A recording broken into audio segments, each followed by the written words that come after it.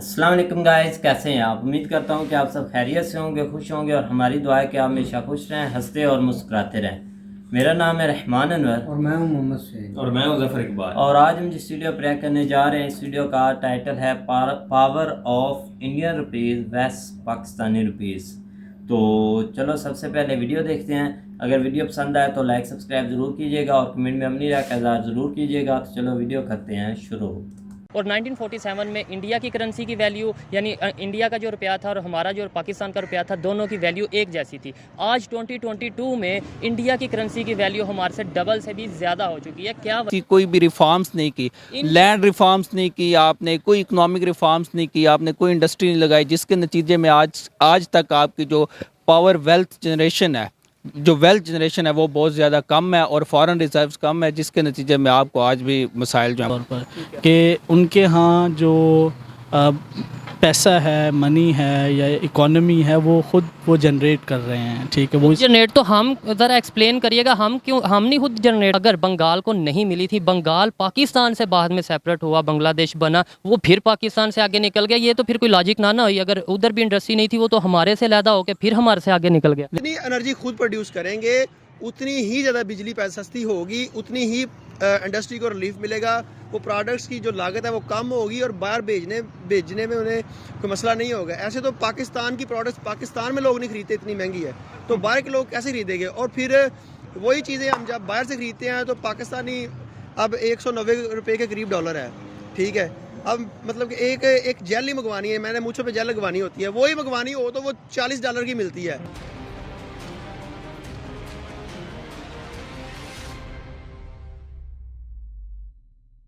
अस्सलाम वालेकुम, नमस्ते, सत श्री अकाल। मैं हूं सुहेब चौधरी और आप देख रहे हैं मेरा और आपका YouTube channel real entertainment TV. सबसे पहले तो आपकी मोहब्बतों का बहुत शुक्रिया कि आप मेरे कंटेंट को, मेरी वीडियोस को लाइक करते हैं, लेकिन साथ ही साथ आपसे रिक्वेस्ट है कि मेरे चैनल को सब्सक्राइब भी कर दिया करें ताकि हर आने वाली वीडियो आप तक पहुँच सके। मेरा आज का टॉपिक ये है कि 1947 में इंडिया और पाकिस्तान दोनों ने इकट्ठे ही अपने सफ़र का आगाज़ किया। दोनों ने इकॉनमी वाइज, इंफ्रास्ट्रक्चर वाइज, हर लिहाज से इकट्ठे ही एक ही टाइम में अपना आगाज़ किया। लेकिन अगर 2022 की बात की जाए तो आज करेंसी के हवाले से पाकिस्तान की वैल्यू, करेंसी की वैल्यू इंडिया की करेंसी से बहुत नीचे गिर चुकी है। इसकी क्या वजह है कि पाकिस्तान का एक रुपया इंडिया के 0.41 रुपीज़ के बराबर है। क्या वजह है, क्या रीज़न है, पाकिस्तानी इस हवाले से क्या सोचते हैं। चलते हैं लोगों की तरफ और लेते हैं उनकी राय। लास्ट में, वीडियो के लास्ट में मैं आपको बताऊंगा कि इसकी ऑथेंटिक रीज़न क्या है। अस्सलाम वालेकुम। वालेकुम अस्सलाम। आपका नाम? बाबर शहजाद। बाबर शहजाद, क्या करते हैं? मैं लॉ का स्टूडेंट हूँ। लॉ का स्टूडेंट है, मैं भी लॉ का स्टूडेंट हूँ। ज़बरदस्त। आज का मेरा टॉपिक ये है कि पाकिस्तान और इंडिया दोनों इकट्ठे सफ़र स्टार्ट किया, इकॉनमी का सफ़र इकट्ठे 1947 में स्टार्ट किया। दोनों अलहदा रियासतें, अलहदा ममालिक अलहदा बने इकट्ठे एक ही टाइम में। अगर करेंसी की बात करें, आज 2022 में क्या वजह है कि पाकिस्तान की वैल्यू, करेंसी की वैल्यू बहुत कम हो चुकी है as compare to Indian currency. क्या वजह?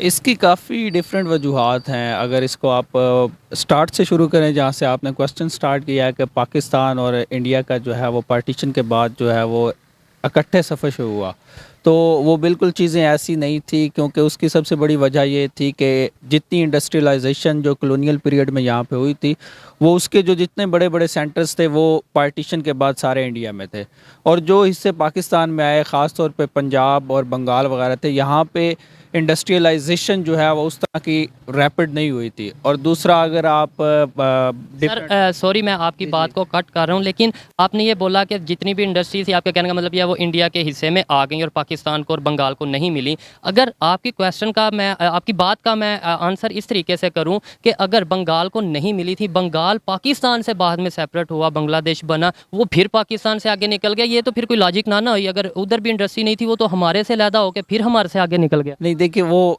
इस तरह नहीं था कि वहाँ पे बिल्कुल, वहाँ पे टेक्सटाइल वगैरह की इंडस्ट्री जो है वो कॉलोनियल पीरियड से लेकर आज तक, मतलब मेरा बात करने का मकसद ये था कि जो हमें कॉलोनियल पीरियड से इंडस्ट्री मिली थी वो पाकिस्तान के इन एरियाज़ में कम थी। हाँ, बंगाल ने क्या चीज़ें की, उन्होंने सबसे पहले ये किया कि उन्होंने अपनी लोकल इंडस्ट्री लगाई। पाकिस्तान जो था वो यहाँ पे एक रेंटियर स्टेट के तौर पे जाना जाता है, क्योंकि यहाँ पे इकॉनमी जो है उसको बिल्ड करने के लिए कोई इंडिजिनस इंडस्ट्रियलाइजेशन इस तरह से रैपिड नहीं की गई जैसे कंपैरेटिवली बांग्लादेश और इंडिया में हुई। और उसके बाद ये था कि यहाँ के सबसे बड़ा जो इकोनॉमिक सोर्स था वो था आपका एग्रीकल्चर। जब आपने पहली इकोनॉमिक पॉलिसी बनाई 1954 में आई थिंक बनी थी, उस वक्त आपने जब 5 साल प्रोग्राम पहली इकोनॉमिक पॉलिसी बनाई, उसमें आपने ये प्लेज किया था कि हम इंडस्ट्रियलाइजेशन इंडस्ट्री लगाएं, लेकिन उसके साथ साथ आपने उसकी कॉस्ट पे जो एग्रीकल्चर को नुकसान पहुंचाया था उसको फिर आपने कवर नहीं किया, और उसका नतीजा फिर ये हुआ कि आपका एग्रीकल्चर भी कहीं दरमियान में रह गया, उसको इंडस्ट्री भी बर्बाद इंडस्ट्री में। और उससे क्या हुआ कि आपकी जो है वो जनरेशन जो है वेल्थ जनरेशन जो है जो आपकी कंट्री की थी वो कम होना शुरू हो गई, आपके फॉरेन रिजर्व्स जो हैं वो कम थे, इसी वजह से आज तक आपका पैसा डिवैल्यू है। और दूसरा, आज तक आप जो हैं वो फॉरेन एड पे चल रहे हैं। पहले अमेरिका की एड आई, बीच में सोवियत यूनियन ने आपको मतलब ये जो रेलवे वगैरह की इंडस्ट्री है या स्टील मिल वगैरह है ये आपको सोवियत यूनियन ने लगा के दी। उसके बाद अफगान वार पे मतलब आपने कोई बुनियादी कोई ऐसी कोई भी रिफॉर्म्स नहीं की, लैंड रिफॉर्म्स नहीं की, आपने कोई इकोनॉमिक रिफॉर्म्स नहीं की, आपने कोई इंडस्ट्री नहीं लगाई, जिसके नतीजे में आज तक आपकी जो पावर वेल्थ जनरेशन है, जो वेल्थ जनरेशन है वो बहुत ज़्यादा कम है और फॉरेन रिजर्व्स कम है, जिसके नतीजे में आपको आज भी मसाइल जो हैं वो फेस।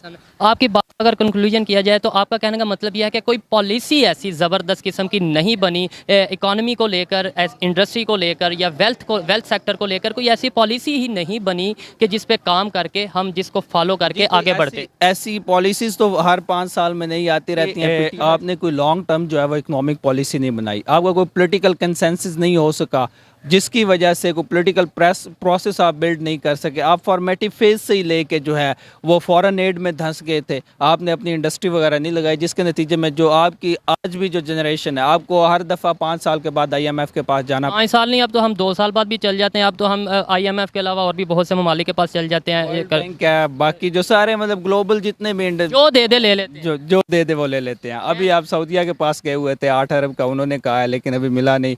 तो इसी तरह ही है, आप बाहर का पैसा देख रहे हैं, यहाँ पे आपने कुछ नहीं लगाया की वैल्यू, यहाँ पे आपने रिफॉर्म्स नहीं की, यहाँ पे कुछ नहीं लगाया जिससे आपके वेल्थ जो है वो जनरेट हो और आपके फॉरेन जो है वो ट्रेड डेफिसिट वगैरह जो है उसको कवर करें। अच्छा सर, ये तो आपने रीजंस बताई और मैं समझता हूँ ये जो रीजंस इन्होंने बताई हैं बहुत ही ऑथेंटिक और वैलिड रीज़न है, लेकिन सर अब इसका हल भी तो निकालना है, हमने आगे बढ़ना है, पाकिस्तान ने आगे बढ़ना है, कोई हल बताएं कैसे आगे बढ़ सकते हैं हम। यार as a student of course I am not an expert definitely, लेकिन एक हर एक अपनी स्टूडेंट ये है कि आप जितनी ज़्यादा हो सके वो यहाँ पे इंडस्ट्री वगैरह लगाएं, और जो है वो आपका जो प्राइवेट बिजनेस वगैरह है उसका जो इन्वॉल्वमेंट है उसको आप इस तरह बिल्कुल मतलब उसमें स्टेट की कुछ से होनी चाहिए। हमारे यहाँ जितना प्राइवेट बिजनेस है उसमें स्टेट का कुछ नहीं है। बाहर से कंपनीज आती हैं, प्राइवेट कंपनीज हैं, वो यहाँ पे लगाती हैं, इंडस्ट्री लगाती हैं या कोई भी प्रोजेक्ट लगाती हैं, तो वो उसमें से गवर्नमेंट को कुछ नहीं बचता। वो हमारी लेबर इस्तेमाल करते हैं, हमारे रिसोर्सेज इस्तेमाल करते हैं, यहाँ से सब कुछ निकाल के ले जाते हैं और मुनाफा भी बाहर चला जाता है। तो यहाँ पर इंडस्ट्री लगनी चाहिए यहाँ पर। और दूसरा जो सबसे बड़ा मसला है, अगर आप देखें तो पाकिस्तान में 81% जो है ना आपकी जो है वेल्थ वो आपके 1% के पास है, 1 या 2%। तो कंसंट्रेशन ऑफ वेल्थ जो है उसको आपको कहीं ना कहीं कवर करना है, टैक्स नेट को बढ़ाना है आपने, कंसंट्रेशन ऑफ वेल्थ को। और जितने आपके बड़ी इंडस्ट्री है, बड़े बड़े बिजनेसमैन हैं, बड़े बड़े सरमायाकार हैं, उन पे आपने टैक्स लगाना है। आप देखिए आपके पास अभी फ़िलहाल कोई इकोनॉमिक पॉलिसी नहीं, इसके अलावा कि आप हर दफ़ा यही करते हैं कि आप सेल टैक्स बढ़ा देते हैं, अवाम पे टैक्स, तो फिर अवाम पे पड़ जाता है, अवाम पे टैक्स। तो बड़े जो बिजनेस आपने टैक्स नेट को बढ़ाना है, यहाँ पे इंडस्ट्री लगानी है, यहाँ पे जो लेबर है उसको प्रोटेक्ट करना है। इवन ऐसे भी होता है कि जो हम सेल टैक्स बढ़ा देते हैं, अवाम के ऊपर बोझ बढ़ा देते हैं और हम सब्सिडीज देते हैं दूसरे बिजनेसमैन को। यही ऑस्टेरिटी मेजर्स जो अभी ये ली गई थी PTI गवर्नमेंट में, वो यही थी कि आप सरमायादार को जितना सहूलतें देते जा रहे हैं और दूसरी तरफ ना आपको लेबर राइट्स को प्रोटेक्ट करते हैं, ना आप लेबर को, ना उनके कोई पे को प्रोटेक्ट करते हैं। अब होता इससे क्या है, जब आप लेबर राइट्स को उनको कम पे किया जाता है तो उनकी लाइफ में जो है वो उनकी जो प्रोडक्ट जो उनकी है पावर, ख़रीदने की पावर है वो कम हो जाती है और इन्फ्लेशन और उसके साथ गुर्बत और ये सारा कुछ होता है। और उसका डेफिनेटली जहाँ से नीचे से चीज़ें चलती हैं तो ऊपर जो है वो आपके जो नेशनल इकॉनमी है उसको तबाह करता है।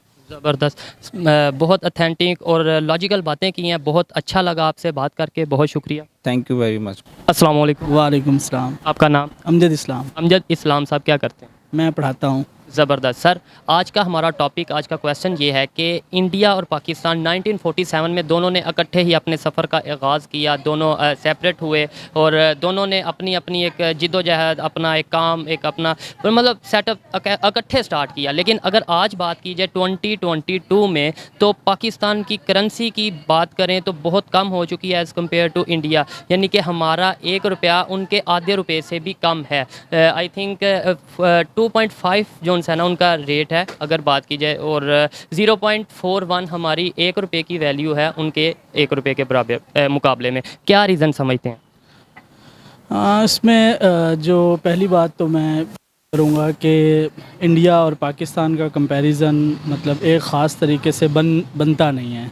कंपैरिजन बनता नहीं है, लेकिन वो मुझे भी पता है कि इस टाइम पे इंडिया और पाकिस्तान का कंपैरिजन नहीं बनता। आप किसी भी लिहाज से देख लें, वो एक तो बहुत आगे निकल जाए, और दूसरे नंबर पे ये है कि बहुत सी वजूहात हैं, उनकी पॉपुलेशन देख लें या जो भी देख लें, वजूहात हैं। लेकिन हमने अपने पाकिस्तानियों को शऊर दिलवाने के लिए, थोड़ी सी एक मोटिवेशन देने के लिए हमने कंपैरिजन करते हैं कि देखो यार, वो हमारे साथ ही स्टार्ट हुआ था, किधर चला गया, इस वजह से। हाँ, उसकी मतलब बहुत सारी वजूहात हैं, लेकिन ख़ास तौर पर इकोनॉमिक पर्सपेक्टिव में अगर आप देखें तो जो उन्होंने उनका मतलब इकोनॉमी को लेकर जो उनका इंपोर्ट एक्सपोर्ट की जो रेशो है ना, तो वो जो मैटर करती है ख़ास तौर पर कि उनके यहाँ जो पैसा है, मनी है या इकोनॉमी है, वो जनरेट कर रहे हैं। ठीक है, वो जनरेट तो हम ज़रा एक्सप्लेन करिएगा, हम नहीं खुद जनरेट कर रहे, हम क्या मतलब? नहीं, हमारे यहाँ तो उस तरीके से मतलब इंडस्ट्रियल ग्रोथ हुई नहीं ना।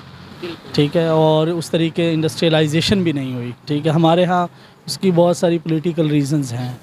लेकिन इंडिया में मतलब एक ख़ास पर्सपेक्टिव में, इतना बड़ा मुल्क है, इतना बड़ा देश है और वहाँ की आबादी भी है, तो वहाँ ज़ाहिर है बहुत सारी चीज़ों की खपत भी है। ठीक है, लेकिन उसके बावजूद जो है उन्होंने उनकी पॉलिसी ऐसी हैं, उनकी पॉलिसीज़ कई इस तरह की हैं कि उन्होंने बहुत ज़्यादा जो है वो एक्सपोर्ट जो है, ठीक है, वो ज़्यादा किया है। ठीक है, पिछले कुछ सालों में, और इंपोर्ट चीज़ें कम की हैं। ठीक है, तो इस वजह से होममेड प्रोडक्ट्स हैं उनकी? नहीं, होममेड प्रोडक्ट्स होती हैं, ठीक है, लेकिन जो बुनियादी तौर पर जो पैसे की वैल्यू जो है वो बढ़ाती हैं कि आप बाहर से कितना मतलब ले रहे हैं, कम ले रहे हैं। ठीक है, चीज़ें कितनी आप बाहर से ख़रीद रहे हैं दूसरे में, ज़ाहिर है आप ख़रीदेंगे तो ज़ाहिर है उसकी आपको पे करनी पड़ेंगी ना।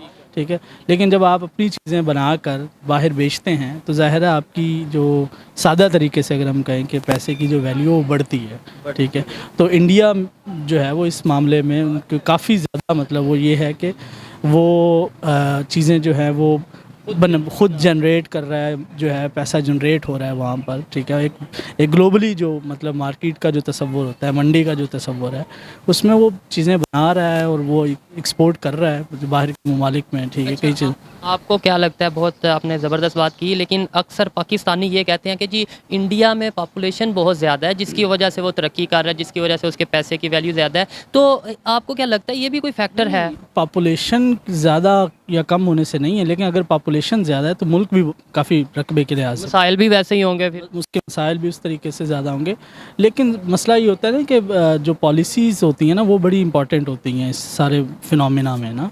ठीक है, तो जो ख़ास तौर पर जो आपकी पॉलिटिकल एलीट है वो किस तरह के फ़ैसले लेती है, तो उस हवाले, अब मिसाल के तौर पर हमारे यहाँ अगर एजुकेशन की बात की जाए, क्योंकि मैं एजुकेशन से रिलेटेड हूँ, अब 1960s में जो नेहरू साहब थे, उन्होंने जो हमारी जो कॉलोनियल लेगेसी की जो इंस्टीट्यूशंस थी, इंस्टीट्यूशनल एजुकेशन थी, लाइक ओ लेवल, ए लेवल, वो बैन कर दिया इंडिया में।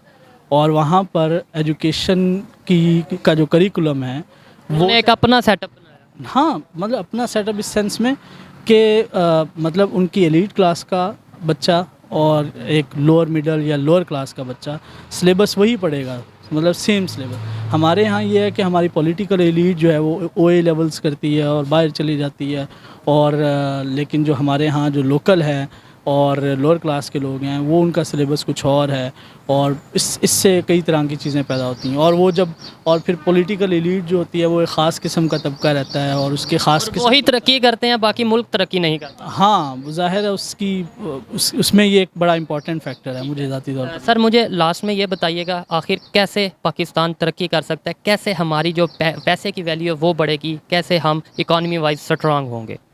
हाँ, उसमें यार मेरी तो ओपिनियन हो सकती है, ठीक है, लेकिन क्योंकि मैं इसका कोई एक्सपर्ट नहीं हूँ, क्योंकि हम ये देखते हैं कि हमारे यहाँ कोई उस तरीके से कोई अच्छा इकोनॉमिस्ट नहीं पैदा हुआ कि जो मतलब इकोनॉमिक सिस्टम ऐसी पॉलिसीज़ बना सके कोई इवन के एकेडेमिया में भी ऐसे लोग नहीं हो सके कि जो इकोनॉमी पे बात कर सकें, इकोनॉमी को रीस्ट्रक्चर कर सकें, ठीक है।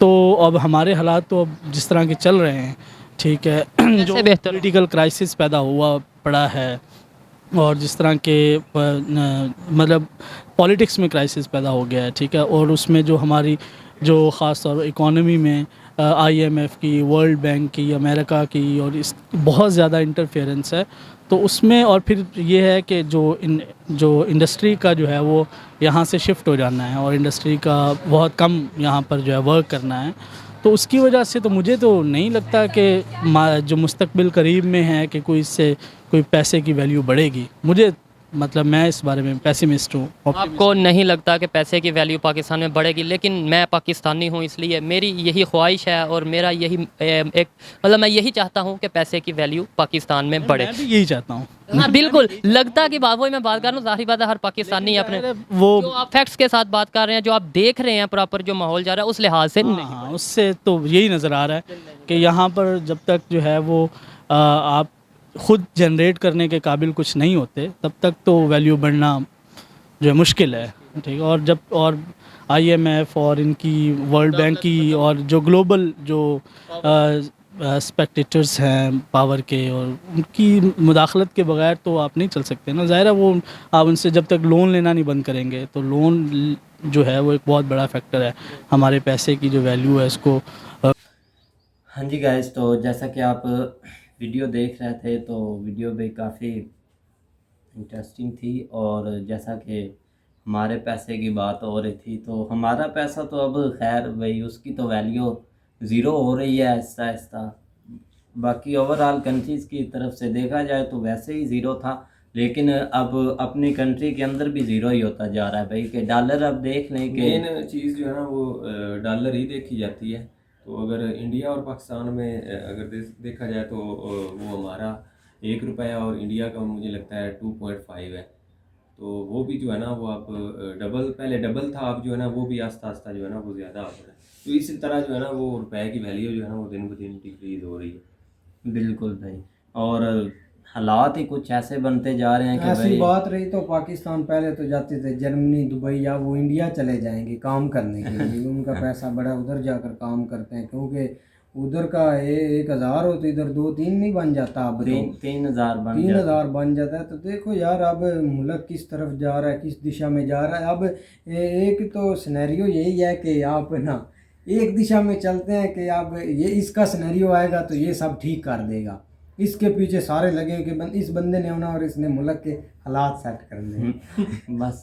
लेकिन समझ नहीं लगा जो है ना वो इंसान परस्ती इसको बोल रहे हैं, शख्सियत परस्ती बोल रहे हैं दें, या ये चीज़ जो है ना अब बहुत ज़्यादा हो गई है क्योंकि हम जो है ना वो इनके ऊपर डिपेंडेंट होते हैं। और जब ये बहुत ज़्यादा डिपेंडेंट हो जाते हैं, एक जो है ना वो दिल में पता नहीं क्या क्या लेके जो है ना वो बैठ जाते हैं जज्बाती, या बहुत सारे आप देख लें आप किस तरह लोग मार रहे हैं जलसों के ऊपर। कोई जो है ना वो कैसे कैसे जो है ना वो जब ये जाके यूट्यूब पर उनके कल इमरान खान का जलसा था तो उधर आंधी और तूफान आ गया। एक भाई बहादुर सिपाही उधर ही बैठा रहा, फिर 15 मिनट बाद पता चला कि वो जख्मी हो गया, अस्पताल में चला गया। वो भाई तो कहीं अंदर चला जा, कहीं आपको अपने आप को सेव कर ला, फिर अपना तुम जो करना है वो दिखा ले। जुनून ही भाई, जुनून जो आंधी आई थी, जुनून उसने एक कंटेनर से उठाकर पीछे फेंक दिया। तो बस भैया वो जख्मी है और उसकी हालत ना तो अब इमरान का पूछेगा ना हमारी गवर्नमेंट पूछेगी, हमने खर्चे पर वो अस्पताल है। और जुनून देखो कितना है। और भाई हाँ, तो दूसरा यही है ना ना कि जब वो आते हैं और वो उस तरह के ख्वाब पूरे करते नहीं है तो फिर यही कौम जो है ना वो मायूस होती है और फिर गाली भी निकालते हैं और पता नहीं क्या क्या जो है ना वो उनको बोलते हैं। तो उससे पहले जो है ना हम जो है ना मेन वो बिल्कुल जो है ना वो भाई बात जो है ना वो सही कर रहे हैं कि जिस तरह स्टार्ट में जो है ना वो इंडस्ट्रियलाइजेशन का जो है ना वो बहुत ज़्यादा मसला था। स्टार्ट में जो है बजाय बाहर से डिपेंडेंट तो ये शुरू से ही हो गया था। स्टार्ट में यूएसए जो है ना उसकी, उसके बाद यूनियन की जो है ना वो ऐड। अब तो जो है ना वो हर वक्त जो है ना इनको यही जो है ना इनके दिल में होती है कि हमें कोई ना कोई मुल्क जो है ना वो पैसे दे दे। तो अब तो खैर वो भी अगले भी सियाने हो गए कि यार जब भी इनकी कोई हुकूमत चेंज होती है तो ये हमारे पास दौड़ के आ जाते हैं। बल्कि वो इनको थोड़ा बहुत मुझे अब लगता है कि वो थोड़ा शर्मिंदा करने लग गए हैं कि आपको क्यों नहीं इस चीज़ के ऊपर शर्म आती, पहले वो किधर करते हैं पैसे, जो आपके पास क्यों इतना पैसा नहीं है या क्यों नहीं है। ठीक है, उसके लिए जो है ना वो खुद तो कुछ जो है ना वो क्रिएट करना नहीं है और जो है ना वो दूसरे की तरफ जो है ना वो साथ ही भाग जाते हैं। पहले तो वो उन्होंने बोला था कि आपको देंगे कर्जा, लेकिन फिर वो उन्होंने बोला कि हम नहीं देंगे, लेकिन ये शर्मिंदा नहीं हुए। यही बोल रहे हैं कि वो हमसे नाराज़ हैं कि अमेरिका की इधर साजिश हुई है, अमेरिका ने आपकी हुकूमत गिरा दी है, वो हमसे नाराज़ हैं। ये नहीं किसी ने बोलना कि वो आपको शर्मिंदा कर रहे हैं। अगर आप में कोई शर्म हो तो आप फिर उधर ना जाएं, लेकिन जाते हैं। कोई इशू होता है इंडिया पर डाल देते हैं, इंडिया पर डाल देते हैं जो भी इशू होता है। अब ये देखो ना, अब इधर अजान के इशू था, इंडिया में हुआ, इधर कितना धूम मची कि ऐसा हो गया, इंडिया वैसा कर रहा है, इंडिया ऐसा कर रहा है। लेकिन वही इशू अब सऊदीया में हुआ है, अजान पर उन्होंने पाबंदी लगाई है लाउड स्पीकर पर, लेकिन कोई पाकिस्तानी, कोई हुक्मरान, कोई न्यूज़ हमारी किसी ने नहीं बोला कि सऊदीया ने क्यों पाबंदी लगाई है, क्योंकि उधर से इस्लाम उठाया। अब वो पाबंदियाँ लगाएंगे तो फिर बाकी रह क्या गया। लेकिन जो इल्ज़ाम है इंडिया पर लगाते हैं क्योंकि नफ़रत इन्होंने फैलानी होती है। अब हमारा तो भाई इंडिया के साथ कोई कंपैरिजन ही नहीं बनता, हम तो पीछे से पीछे चले गए। और वो उनकी आप देख लें, ये वो इतनी तरक्की भी कर रहे हैं, लेकिन कोई हमारे हुक्मरान को नहीं पता। यही आकर बोल देते हैं कि उनकी खर्जा पॉलिसी अच्छी है, वो आज़ाद मुख्तार कौम है, तो आप भी आज़ाद मुख्तार कौम बने ना। लेकिन और कोई बिल्कुल ऐसा जब ज्ञान भी देने वाला नहीं इधर। और जब भी किसी को पूछ ले इंटरव्यू में तो भाई जो इंडिया में वो सारे ज़ख़ायर छोड़ कर गए थे, इंडिया के लिए उन्होंने सब कुछ छोड़ा, उनकी पॉपुलेशन ज़्यादा है, वो इसीलिए तरक्की कर रहे हैं। तो भाई आप खुद भी तो देख लें कि बांग्लादेश हमसे बाद में आज़ाद हुआ है, हमसे मतलब अलहदा हुआ है भाई। तो देख लें कि वो भी तो अब कैसे तरक्की कर रहा है भाई, हमसे आगे है। वो कैसे हो गया? आई थिंक आधे वो उधर छोड़कर चले गए थे बांग्लादेश रिसोर्सेज। आप तो बांग्लादेश वाले बोलते हैं कि अच्छे ही हुआ था जो हुआ था, दिल ओपनली ना भी बोले। सऊदीया वाले अब इस तरह थोड़े से जो है ना वो इस दफ़ा उन्होंने अक्लमंदी का मुजाहरा किया कि यही जो शहबाज शरीफ फैमिली है, ये यार वहाँ पे जो है ना वो 30-40 साल से इन्होंने वहाँ पे हुकूमत की है, 30 साल। तो ये फिर हमारे पास आ गए, इनको पता नहीं क्यों नहीं शर्म आई कि आप इतने अरसा, ये थोड़ा नहीं होता 30-35 साल एक मुल्क की हुक्मरानी करना। तो आप कोई इस तरह का स्टेप नहीं ले सके या आपने कोई इस तरह का स्टेप लिया नहीं है कि जो है ना वो आप को जो है ना वो बजाय इसके कि आप दूसरे मुल्कों की बजाय अपनी कोई वेल्थ क्रिएशन करते, अपना कुछ करते। लेकिन इस तरफ कोई भी नहीं है, कोई इस तरफ बात करने वाले ही नहीं है। बस हमें जिधर से मिल जाए हम जो है ना वो आम ही। ज़ाहिर बात है जब बाहर से लेके खाने की आदत पड़ जाए तो किसका दिल करता है जो है ना वो खुद कमाए या खुद उसके ऊपर जो है ना वो कुछ ना कुछ करे। तो बाकी दूसरी बात यह कि अगर बाकी इस तरह लेबर जो है ना वो यहाँ पे जो मजदूर है उसकी सैलरी की अगर बात करें तो वो मिनिमम जो है ना वो यहाँ पे सिर्फ 20,000 है। तो अगर 20,000 सैलरी है तो उसमें आप अंदाज़ा लगाएं कि अगर एक घर में चार अफराद हैं तो वो किस तरह जो है ना इसके ऊपर गुजारा करेंगे। उसके 4 बच्चे हैं, वो साथ दो खुद हैं, क्योंकि बच्चे यहाँ पे वाकई इतने होते हैं, 3 4 5 तो एवरेज हो रही है ना। तो उसमें उसने क्या करना, उसने अपना घर भी चलाना, बच्चों के अखराजात भी साथ, उनके पढ़ाई के खर्चे भी, बाकी भी सारा मामला। तो जो जिस हद तक जो है ना वो महंगाई है, मिसाल के तौर पे 1 kg जो है ना वो अगर घी लेना पड़े तो क्या रेट चल रहा है आपको? 500 का 1 kg जो है 480 500 480 वो घी है। अब उससे जो है ना वो 2 दिन निकल जाते होंगे। तो उस बेचारे को अगर 20,000 जो है ना उसकी सैलरी है तो वो 300 या 300 प्लस जो है ना वो 400 जो है ना वो बनती है। अगर उसने एक चीनी या घी लेना है ना तो उसका 1500-1000 चला जाना है। हाँ जी, इजीली। उसकी वजह 100 पे जो है ना वो चीनी पर kg है। तो बाकी भी इसी तरह जो है ना वो महंगाई। आटा अगर देख लें तो वो जो है ना वो जो 25 kg का है वो 1000 जो है ना वो 1400 के 1600 पर पहुंच गया है। तो इस तरह करके जो है ना वो महंगाई तो बहुत ज़्यादा हो गई है, लेकिन उसके जो है ना वो गवर्नमेंट इस तरह का कोई स्टेप नहीं ले रही कि हम अपने मज़दूर को किस तरह कवर करें, उनके ऊपर जो है ना उनकी जो है ना हम इनकम किस तरह बढ़ाएं। तो इस तरह भी बहुत सारी चीज़ों पर जो है ना वो लोगों इनका ध्यान ही नहीं होता। तो बिल्कुल भाई, तो उम्मीद करते हैं कि गाइस आपको वीडियो पसंद आएगी। अगर पसंद आए तो लाइक सब्सक्राइब ज़रूर कीजिएगा और कमेंट में अपनी राय का इज़हार ज़रूर कीजिएगा। अल्लाह हाफ़िज़।